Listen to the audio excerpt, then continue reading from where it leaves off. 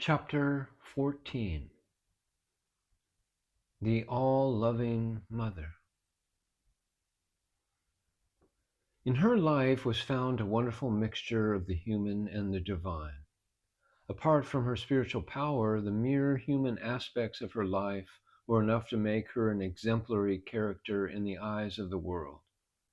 She was indeed the final word in the perfection of Indian womanhood. Her actions always showed the highest dignity. Not even through mistake could she associate herself with anything small or narrow. Even in her ordinary dealings, she was head and shoulders above all others in refinement and broadness of outlook. Her life was always a model for others to follow, and it was difficult to find the least trace of imperfection in her actions and behavior. But the most dominant trait in her character, overshadowing every other feature, was her motherly love. She might be anything else, but everybody found in her a mother. Only her love was stronger than that of one's own mother. Many young men who had lost their mothers early in life and did not know what a mother's love was, had their loss more than compensated when they came in touch with her. Many, after finding a mother in her, did not hanker after anything else in this life or in the life to come. Her love was enough to give them security here and salvation hereafter. They did not even care to know of her spiritual powers. They did not care to see the highest of the Himalayan peaks when they themselves sufficiently blessed by touching the foot of that great mountain. There was something in her attitude which soon disarmed all fear and awe. While she was giving initiation, perhaps the disciple was struck with awe and overwhelmed with a feeling of reverence. But once the initiation was over, when she would feed him with sweets like his own mother, he would at once be just as free with her as he was at his own home. There were instances when she gave her own clothes or blankets to young disciples for their use. Perhaps these disciples would think it sacrilegious to use things which the mother had used. But her spontaneous motherly attitude would at once remove any such feelings. For does a son hesitate to use anything which his mother gives him? At Jarambati, she would cook for the devotees, wash their plates, and cleanse the place they ate. Devotees would sometimes come from a distance, and after staying 2 or 3 days with her, would feel so much drawn that they would shed tears while leaving the place. Sometimes as they departed, the mother would watch them as far as they could be seen, with eyes moistened with the tears of a mother's love. Once a young monk who stayed with her went out on some business. It was almost evening when he returned, but the mother would not take her meal before he came. How could a mother take her food when the son had not had his? When the disciple saw this, he was overwhelmed with emotion. Even one's own mother is not always so considerate. She was the mother of all. Every soul born of the womb of a woman would find in her a mother. Her love knew no distinction of caste, creed, or geographical boundaries. People from the east and west, and the south and north would come to her to receive her blessings. She might not even be able to speak their language, but the unspoken language of her love and silence was more than enough for them. They would feel blessed. When Sister Nivedita came to India, Swami Vivekananda was a bit anxious about how to make a place for her in Hindu society. But the Holy Mother accommodated her in her own room. It took tremendous courage and extreme broad-mindedness on the part of the mother, for if the news reached her relations, she might have to face social persecution. Was it not remarkable, even for herself, that although she belonged to an Orthodox Brahmin family and lacked modern education, she could allow a European lady to stay with her? and that also in the last century, at a time when Hindu society was uncompromising in its rigidity as regards to social rules. Though she belonged to an old world, as it were, hers was an extremely modern mind. Seeing this trait in her, Sister Nivedita very aptly remarked, "Is she the last of an old order, or the beginning of a new?" Many a non-Bengali or non-Indian devotee would go to the Holy Mother, but so great was the breadth of her innate culture that every one would feel quite at home with her. Once, while listening to Eastern music at Sister Nivedita's place, she became so absorbed that one wondered how, without knowing any Western language, she could enter so much into the spirit of the resurrecting hymns. Similarly, when the English marriage ritual was being described to her once, her face lit up with joy as she heard the marriage vow, "For better, for worse, for richer, for poorer, in sickness and in health, till death us do part." And she exclaimed, "Oh, the dharmi words, the righteous words." Her mental penetration was so very keen and her common sense so strong that even in things supposedly outside her sphere, she could give a very sound opinion. During the First World War, a disciple told the mother how President Wilson was trying to ensure the peace of the whole world and prevent war in the future. The mother's quiet remark was, "They all speak through the lips and not from the heart." Once a disciple was telling her of the many facilities of life which the British rule had given to India. Her reply, however, was, "But is it not a fact that the poverty of the people is increasing more and more?" Sometimes people belonging to inferior castes would come to her at Jairambati, but her same-sided attitude towards them would always be unchanged. Only she would see that they observed the usual caste restrictions in the presence of others, as otherwise there could be a sensation in the village where orthodox prevailed. A servant woman came to her one evening with some vegetables sent by a devotee and had to stop for the night at the house. The woman had fever at night and vomited. The next morning, before others awakened, the Holy Mother washed the soiled bedding so that the poor woman might not be scolded by anyone.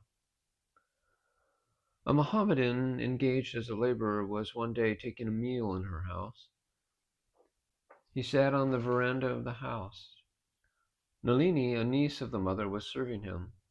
Owing to caste prejudices, Nalini remained at a distance and began to throw the food on the plate of the man. At this, the Holy Mother reprimanded her niece and herself served him the meal. After he had finished, the mother cleansed the spot where he had taken his food. Nalini was shocked and exclaimed, "What are you doing? Will you not lose caste by this?"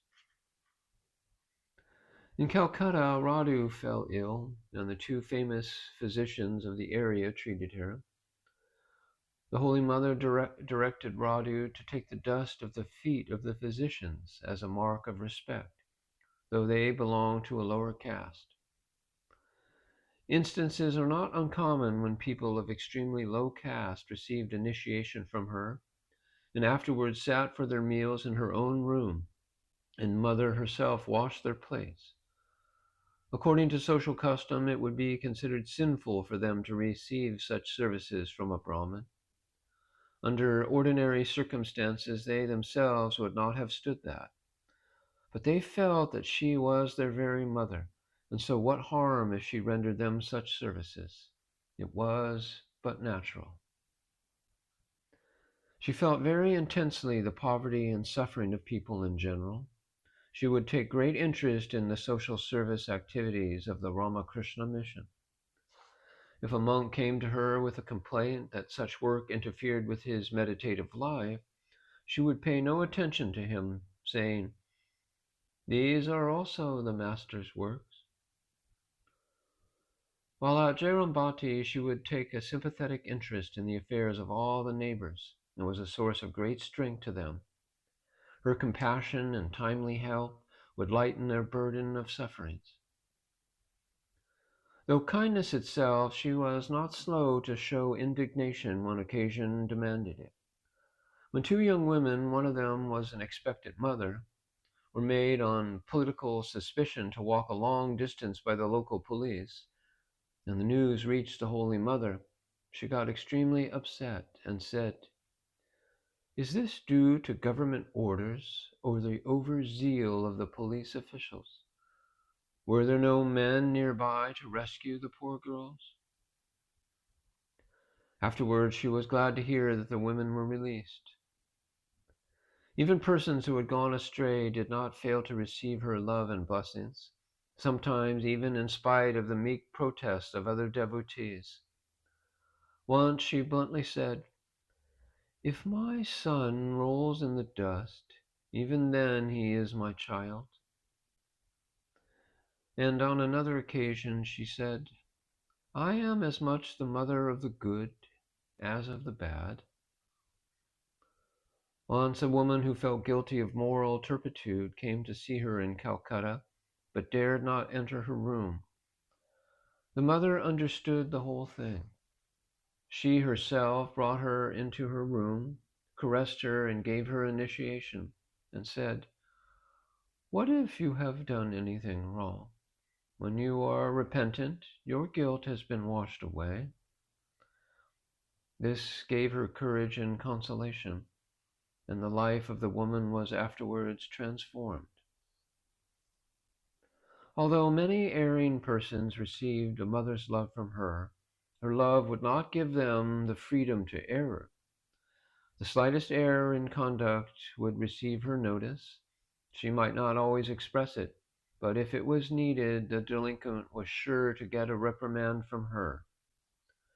The sannyasin who developed pride because of his ochre robe, or the householder who showed scant courtesy to a monk because he was much younger in age, would equally get a warning from her about the dangers that lay ahead.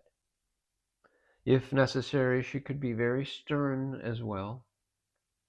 If a person thought that taking shelter under her love he could afford to do anything he liked, he was mistaken. Occasion would come when she would even order such a person to leave the place immediately. But of course, such occasions were but very, very rare. A disciple might feel that her love was a sufficient guarantee against the ills of the present and future life. But how much the mother had to think for those whose responsibility she had taken. Even in her old age and even in her illness, she would be found to devote much time to prayer and meditation. When asked what was the necessity for her to do any spiritual practice, she would reply she was doing that on behalf of those who had taken refuge in her.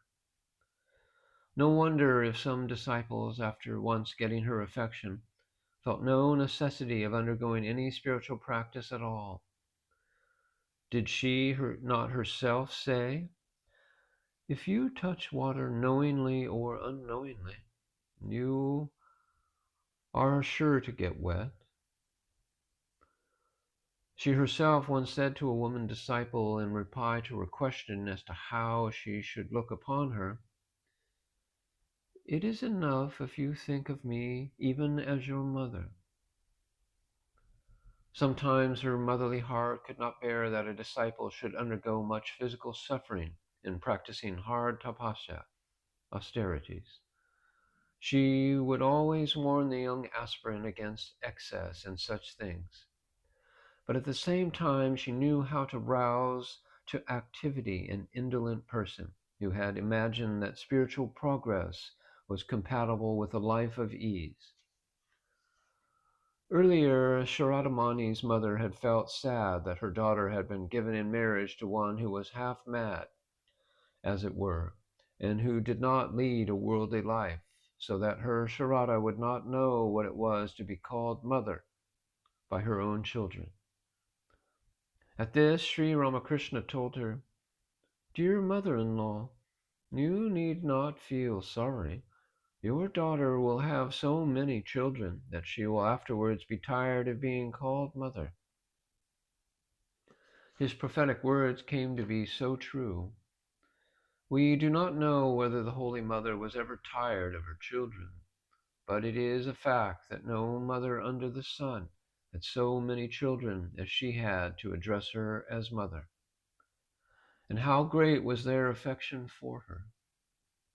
A devotee actually said to her one day, "You have got many sons like me, but I have got no mother like you."